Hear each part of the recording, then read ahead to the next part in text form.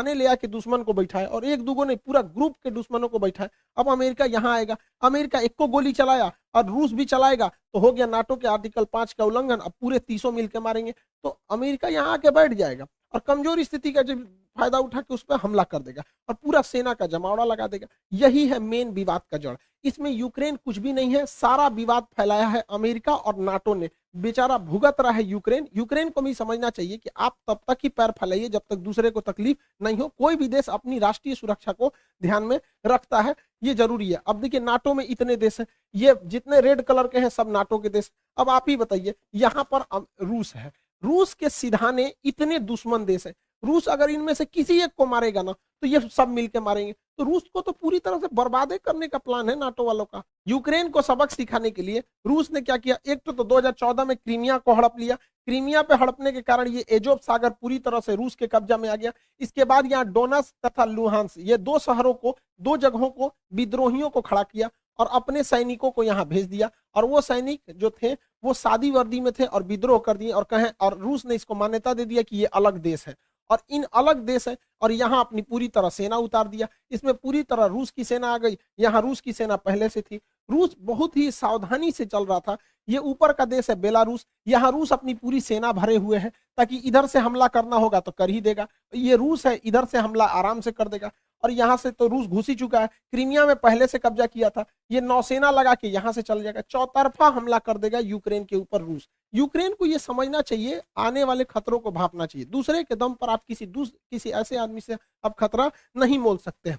अब ये लोग क्या कर सकते हैं, तो ये अमेरिका कह रहा है कि प्रतिबंध लगाएंगे, नाटो का धमकी दे रहा है इसको। भैया नाटो का अगर सदस्य बन जाएगा यूक्रेन तब तो बवाल हो जाएगा वहां पर। यहाँ दो एरिया जो है उस पर रूस ने स्वतंत्र देश घोषित कर दिया, लुहांस और डोनेस्क। इसे डोनबास रीजन भी कहा जाता है। अब इस पे इजिली रूस क्या करेगा, यहां से हमला कर देगा। अब आप कहेंगे यूएनओ ने क्यों कुछ नहीं किया, तो यूएनओ को अमेरिका ने खुद एक ऐसा कठपुतली बनाया है कि अमेरिका यूएनओ का यूज करके किसी भी देश पर हमला कर सकता है। आज उसी का फायदा रूस उठा लिया। कैसे उठाया समझिए ध्यान से। यूएनओ का एक नियम है, आर्टिकल नंबर 7। आर्टिकल 7 कहता है कि कोई देश किसी दूसरे देश पर हमला नहीं कर सकता है, लेकिन अगर कोई देश से कोई छोटा सा राज्य टूटकर अलग होना चाहता है तो उसे स्वतंत्रता है, और अगर वह देश उस पर अत्याचार कर रहा है तो पड़ोसी उस पर मदद के लिए जा सकता है। नहीं समझे, अब समझिए कैसे होता है। ये रूस ने इन दो देशों को मान्यता दे दिया कि ये अलग देश है, अलग देश है। और आर्टिकल 7 यूएनओ का कहता है कि किसी भी देश की मदद के लिए दूसरा देश आ सकता है। तो यहां पर स्वतंत्र देश की मान्यता दे दिया, यहां किसी को प्रधानमंत्री राष्ट्रपति बैठा दिया और उसने लेटर लिख दिया किसको, रूस के राष्ट्रपति को, कि हमें सैन्य मदद दीजिए। और इसके सैन्य मदद के आधार पर इस पे हमला कर दिया यहाँ पर, और कह रहा है ये स्पेशल मिलिट्री ऑपरेशन है। युद्ध है नहीं, ये स्पेशल मिलिट्री ऑपरेशन है। यही तो किए थे अमेरिका ने अफगानिस्तान में, यही तो अमेरिका ने किया था इराक में, यही तो अमेरिका ने माली में किया, यही अमेरिका ने सीरिया में किया, यही अमेरिका ने लीबिया में किया, यही अमेरिका मिस्र में किया था, यही अमेरिका वियतनाम में किया था, यही अमेरिका कोरिया में किया था। तो जब अमेरिका करेगा तो गलत नहीं है, रूस कर दिया तो गलत है। यहाँ पर आर्टिकल 17 यूएनओ में कोई भी चीज बर्बाद, यूएनओ क्या कर पाएगा। एंटोनियो गुटेरेस फिलिस्तीन पिटाता है, क्या कर लेते हैं, कुछ नहीं। कश्मीर का मुद्दा आज तक अटका हुआ है, क्या कर लिया इन लोगों ने।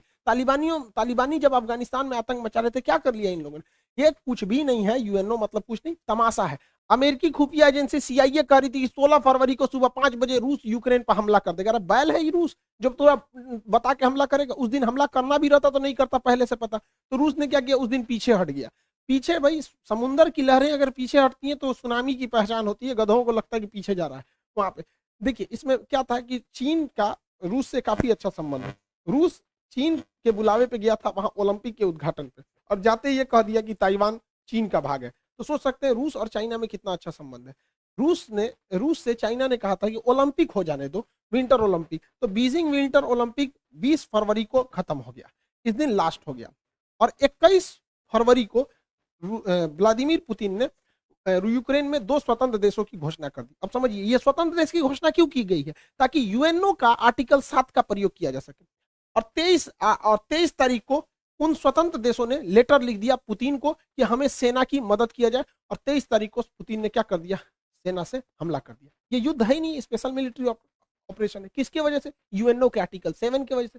इस हिसाब से हम लोग भी पाकिस्तान में हमला कर सकते हैं। किस तरह से? वहां पर जो बलूचिस्तान है वहां के लोग अगर लिख के दे देते हैं कि हमारी मदद कीजिए, तो हम लोग भी मार सकते हैं। आज यूएनओ क्या कहता है? जिसकी लाठी उसकी भैंस। इसी हिसाब से यूएनओ चल रहा है यहाँ पर। अब इसके बाद हमला यहाँ पर तेज कर दिया गया, रूस ने इसके ऊपर हमला कर दिया यूक्रेन पर। हालांकि जब यूएसएसआर का हिस्सा था तो यूक्रेन का काफी विकास किया था रूस ने। आप देखिए कैसे, ये है आपका यूक्रेन, यूक्रेन का काफी विकास किया था। जितने भी उस समय के जहाज बनते थे मिग-21, आज भी मिग-21 यूक्रेन में ही बनता है। जितने पानी वाली जहाजें रूस के यूएसएसआर के समय बनी, सब यूक्रेन में। यूक्रेन के लोग आज इसको बनाना भूल गए हैं। हाल ये हो गया है, जब यूक्रेन पर युद्ध के बादल मंडरा रहे थे तो यूक्रेन के इंजीनियर जहाजें बनाना भूल गए थे, तुर्की को बोले कि हमारे लिए जहाज बना दो। तो ये तो यूक्रेन की गलती है। यूक्रेन में काफी विकास किया था। यूक्रेन में ही प्रीपेड शहर बसाया गया था, जहां चेर्नोबिल दुर्घटना हो गया था 1986 में, परमाणु दुर्घटना। उसकी राजधानी कीव के पास है। तो यूक्रेन में कोई भी देश इतना ज्यादा लगाव रखेगा और वो देश दूसरे देश को कहेगा कि नाटो सेना यहाँ लगाओ, तो भड़कबे करेगा। यूक्रेन में आज भी 30% लोग रसियन भाषा बोलते हैं। पूर्वी यूक्रेन के लोग तो इजीली मान लेंगे कि वो रसिया के हैं, और रसिया इसको छोड़ेगा भी नहीं यहाँ पर, क्योंकि कोई भी देश अपनी सुरक्षा को सर्वोपरि रखता है। यूक्रेन जो है आज भी जो सेना के हथियार बनते थे, टैंक वगैरह, वो रूस यूक्रेन में बनाता था, क्योंकि वो चाहता था कि 15 देश खुल के रखे। आज भी पाकिस्तान के टैंक जो हैं वो यूक्रेन के ही बने हुए हैं। यूक्रेन जब 1991 में यूक्रेन और 15 देश टूटे थे यूएसएसआर से, तो यूक्रेन के पास लगभग 200 परमाणु बम थे। 1996 में एनपीटी के समझौते के तहत यूक्रेन ने अपना 200 परमाणु बम वापस दे दिया। किसको? रूस को दे दिया। अगर ये परमाणु बम नहीं दिया रहता ना, तो ये मामला कुछ और रहता। समझ गए? तो ये परमाणु बम कितने शक्तिशाली है, कोई भी परमाणु संपन्न देश पर हमला नहीं करता है। सारा मामला 2014 से गड़बड़ाया था, जब नाटो और यूरोपीय यूनियन ने एंट्री किया था। देखिए, रूस की अर्थव्यवस्था का मेन स्रोत जो है वो गैस और पेट्रोलियम है। वो गैस की सप्लाई करता है। अब गैस सप्लाई पाइपलाइन से होती है, छोटे छोटे सिलेंडरों में नहीं होती है, और वो पाइपलाइन यूक्रेन के होते हुए यूरोप में जाती है। इससे अब क्या है कि देखिए, ये यूक्रेन का नक्शा, इसमें इतनी सारे पाइपलाइन जा रही हैं। अब यूक्रेन ने 2014 में नाटो के दबाव में आके कहा कि तुम अगर इधर से पाइपलाइन ले जाओगे तो हमको सालाना $33 बिलियन पैसा दो।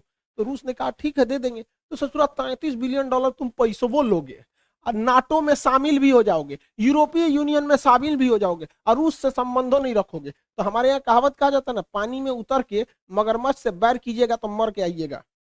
इसी बीच मेरा चचवा पहुंच गया रूस में।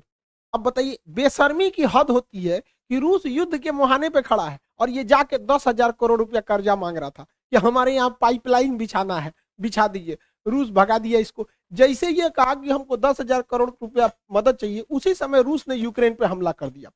अब बताइए, कोई गधा भी मतलब इतना बड़ा ये प्रधानमंत्री होके गलती किया जितना हमारा कोई विद्यार्थी गलती नहीं करेगा। रूस, देखिए, इसका सबसे ज्यादा जो व्यापार होता है पाकिस्तान का, वो यूरोपीय यूनियन से होता है या अमेरिका से होता है, इन देशों से होता है। इसे आर्थिक मदद में आईएमएफ देती है, वर्ल्ड बैंक देती है, जापान देता है, जो सब अमेरिका के फेवर में है। फिर भी अमेरिका के खिलाफ केवल जा रहा है मीटिंग करने के लिए।